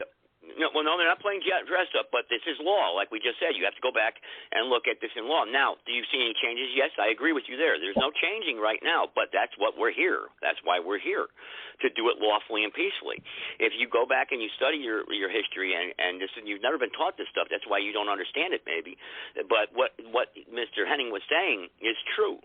You have two governments paralleling with each other right now. You have the de jure and de facto. I mean, so you have to go back and look at this, and we go back to Reconstruction Acts. We're not going to go back through a history lesson here tonight, but this is something that we're going over and trying to teach people and trying to ignite the people to. This is why our country is broken. Joe, but the thing is that the Constitution itself, written under the Lockean principles and classical liberal principles, was actually intended to prevent these issues where you had random groups of men playing dress up, running around and claiming they own stuff, and it sort of usurped the Articles of Confederation. So I just don't get it. Why can't you just teach people about the actual founding principles found within the Constitution? You just want to throw that out. You think you're better than Locke and Jefferson? Actually, there is. We have tried to educate the people by the Re-Inhabited books. The one is the Truthful History, Volume 1. Volume 2 is the story of the Re-Inhabitation.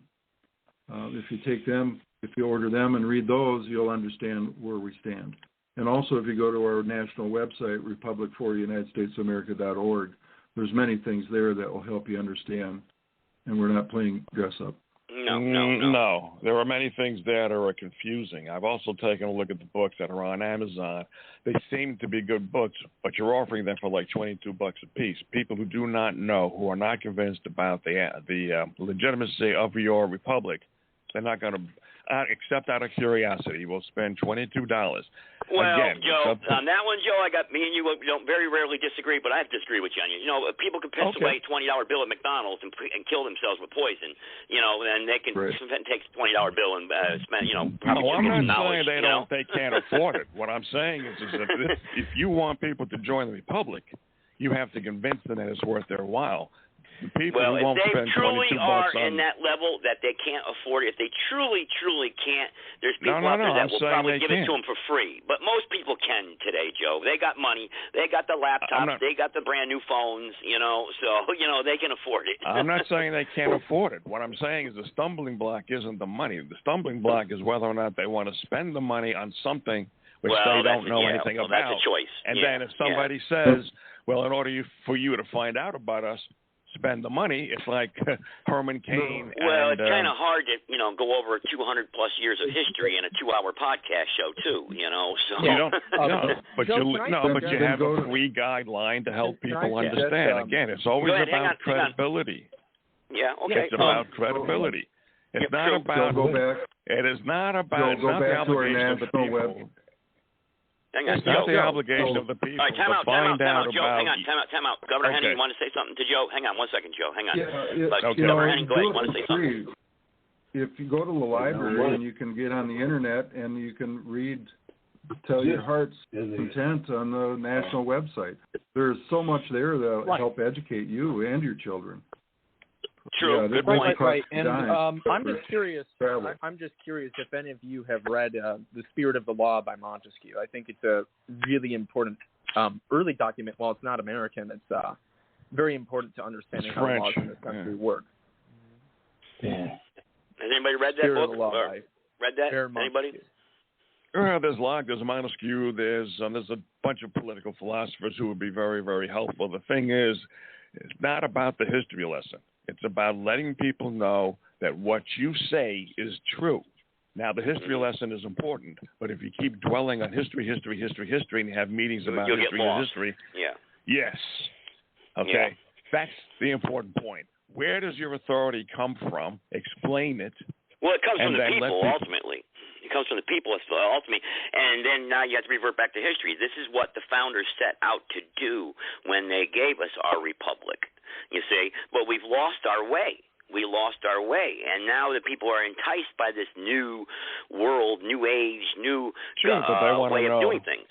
You know, of course. So but they still want to know. So my question is, Joe, I think where does that authority come from? Where in the Joe, this gentleman has a question, I guess. Go ahead, sir. Oh, okay. Yeah, Gibson, I did initially call you to troll you, but I'm actually a student of politics, so I'm quite interested in discussion, and I got to go soon. But it seems to me like a lot of y'all are putting the cart before the horse, so to speak.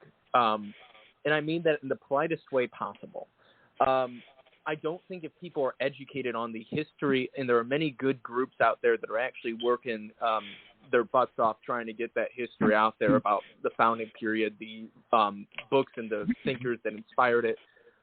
My whole take, just to sum it up so you can get on to other calls, has been that you can rehabilitate the past. It's been done with Aristotle. They're teaching Aristotle in classical liberal schools now that are leaning conservative, Grove City College, Hillsdale College, et cetera. And that's primarily because of work done by scholars in the 1970s and 80s on the right. So I think it's a little bit silly, and the general public is going to view it as a little bit silly and as adult dress-up, as I said. If you guys run around and say, oh, I'm the governor of this, I organized the state militia, I did this, I did that, here are my titles, it seems a little bit like Ugandan warlord silliness, if that makes any sense. Okay. Somebody want Joe, you want to make a comment on there, or Governor Henning, somebody, one person at a time? Yeah, I'll make a comment on that. What he's saying is absolutely correct. I don't know him, but it's absolutely correct. You guys are not clear. Since you're not clear, you do appear to be dress-up. You have these titles of governor and justice, but no authority to back it up. And then you keep saying, well, we're holding the seats vacant for you. And then you don't explain properly how do you do that and where the authority comes from. What you need, Joe, when you have a meeting, I don't know if you take over, whoever takes over has to be like me when you and I went through the grilling. They have to get specific answers right then and there and move on to the next logical issue. Because otherwise, all of this is going to be revisited over and over and over. True. I do see that point. Okay. Governor Henning, you want to say something, or Justice Waters? Well, I'm just trying to... there's I'd like to say something about that, Joe. All right, go ahead then. How about you, Sarge? Go ahead. Yeah, it's like I like to kind of glom on to what Joe just said with a subject that's near and dear to my heart, that is the citizen militia and the Second Amendment and the right to keep and bear arms and the right of free association. Now, the people retain the right to keep and bear arms. That's clear from reading the Second Amendment. They need no authorization from any governor or the state to form a militia or whatever, to keep and bear arms, because that's an inherent right. They also have the right of free association. You are free to associate with anybody with your arms and call yourselves any organization that you wish. That is a right you have that is clear as a bell. But it is also clear as a bell in reading the Second Amendment that the citizen militia that's mentioned in the Second Amendment, independent of the people's inherent right to keep and bear arms and freely associate with whomever they want to with their arms, is that it is necessary to the security of the free state. Meaning, I think, the state has to have some say-so in how it's directed, organized, trained, and used, and what authority it acts under state auspices. Now, a lot of people, kind of bristle at the notion that they have to answer any authority with regard to being in a militia. But I'm talking about a Second Amendment militia and a Second Amendment. I think that's what the gentleman is speaking about when he talks about people playing dress up. I think I can refer rather clearly when you talk about the militia, because the militia, in the meaning of the Second Amendment, at least to me and every scholar I've read that I respect, is that the Second Amendment must be answerable to state authority for the security of the free state. Okay. My brother. Okay. All right. I think you got me twisted there a little bit. I'm a very strong supporter of the Second Amendment. I think people should be able to own any firearm under the sun and essentially not have to pay. I don't mean pay for it. Obviously, they have to go in and buy it. But I am totally pro Second Amendment and people owning and not owning, but having the right to bear arms. Otherwise, okay. Government easy All right. to oppress. All right. If he did, then we apologize for that. Well, we got to get to closing thoughts here. So everybody, 2 minutes. Everybody that was on the call, 2 minutes, closing thoughts, and then we'll pray us out if Mr. Binder is still there. Okay. So let's see where we go. So who's 765? Who is that? That's me. That's Roger. Okay, Roger. Closing thoughts. We'll start off with you. Go ahead. Yeah, just to answer a couple of questions with one comment here. Where does the power come from? The power and the authority comes from the people. That's why we have a Second Amendment. That's why the founders put that there. The ultimate power and the ultimate authority come from the people, and the people are the state. So who has the ultimate power and authority? The people of the state. It doesn't come from the government. It comes from you, the people. And that's why we constantly say we need you to become a part of us so you can delegate the power and the authority to the government. That's what the Constitution is there for. It's from we the people. It's always the people of the Republic that have the power and the authority. Nobody else does. I yield. Thank you. Mike, you want to say something here? Yeah, a couple things. The judge said it pretty good there. Judge Waters, thanks. That was well stated. My dad was standing on my shoulders and heard the judge, and his question was if that requires a majority rule of the people. If each state has the majority of the people desire to have to change the status quo to a legitimate de jure, right, government, that they might, if the people, the majority of the citizens of that state should have the power over the ones that are opposing. Right. So his question, I guess, Judge, is, and I think it's answered by the 30,000, if I'm not mistaken. But what is it in terms of being able to change a sovereign state over to where it has nothing to do with de facto government? It's just a de jure government. Like what requirement? What amount of people? What percentage? 30,000, I believe. 30,000 comes in. 30,000. Right. So they're saying that when there's 30,000 people in a state that all agree to vote on that's what the requirement is, 30,000. And yes. You say that requirement, I think I heard once that comes from the Northwest Ordinance. Yes, correct. Correct. Yep. Correct. Right, so that figure comes. How come? Hold on, Pop, because that was your question. I wanted to just comment on the militia issue, which the judge pretty well hit. Sarge was right. I think Sarge and I had a slight difference of opinion to some degree, although I applaud and respect his view on the militia. But when the caller made a comment about, I got the impression he was talking about, in other words, people trying to think they're somebody because they got titles or whatever. The notion of the militia, or even the people putting forth an effort to organize, because my big thing is all about the fact that the militia has a wrong connotation to it to begin with, to the extent that people think it's a bunch of good old boys in the backwoods with guns that are going to commit sedition. Ultimately, the people are the militia, period. It's the people that make up the militia. So to me, it's a smart thing for the people to have a structured, organized way of organizing community to community with a point man, a coordinator, somebody in every county that's putting on gun safety training and target practice and working, in friendly conjunction with their constitutional sheriff, so that there is, a ready-to-go people, posse comitatus even, to be, deputized by the sheriff who are already trained and ready to go. That makes sense to do that. And then as far as the only area where I don't know if Sarge and I actually disagree or not. We'd have to discuss it in more detail. But I'm certainly of the position that we can't, first of all, that the state National Guard is not the militia. States might say, "Oh, that's the militia." That's not. We know that. We know that, Mike. We know that. Yeah, right. We're in agreement on that. Right. Well, again, this is just my response kind of to the caller that made the comments. And the final point I'll make is that obviously, what if you have a communist government? There needs to be a system in place by the people, we the people who are the militia, that have a structured, organized system in place, which is what I've been working towards manifesting, which has never been done before. And that's why I'm doing what I'm doing. I yield. Yep. RighteousArmy.org. That's correct. You're absolutely correct. Zoom meetings every Wednesday, 6 o'clock p.m. and Sunday, 6 p.m. Eastern Standard Time. Okay. Move down the line here. Joe, you want closing thoughts here?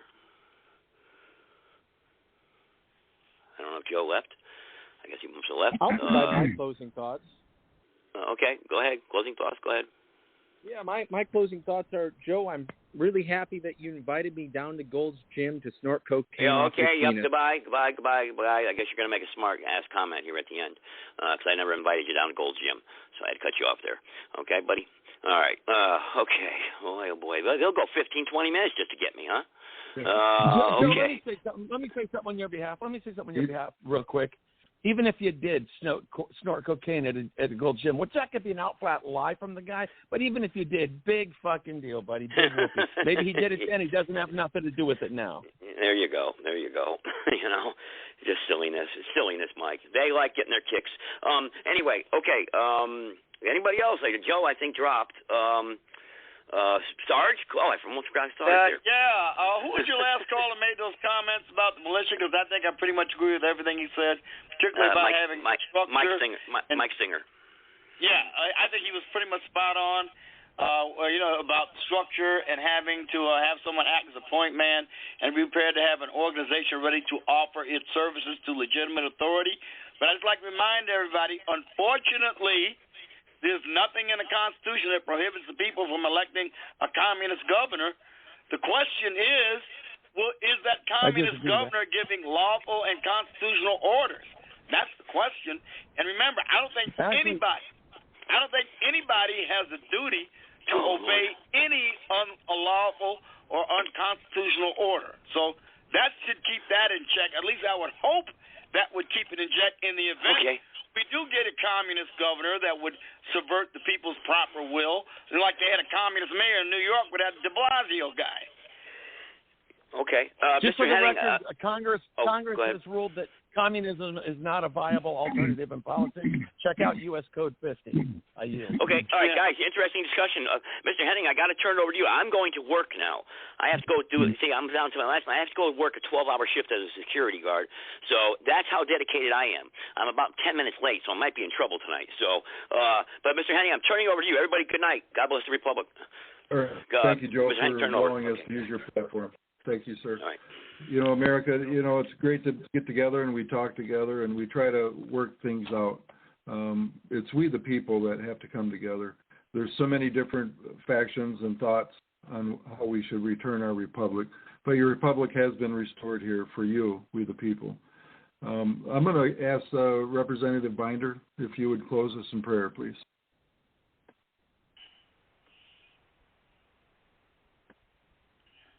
Did we lose? Yeah, you're still there. Mark, are you still there? Okay, we lost. Let's see, we lost him. I want to go ahead and close in prayer.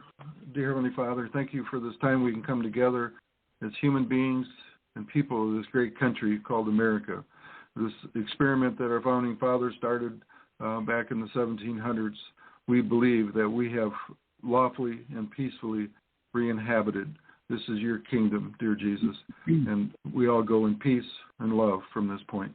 Amen. God bless America. Praise God.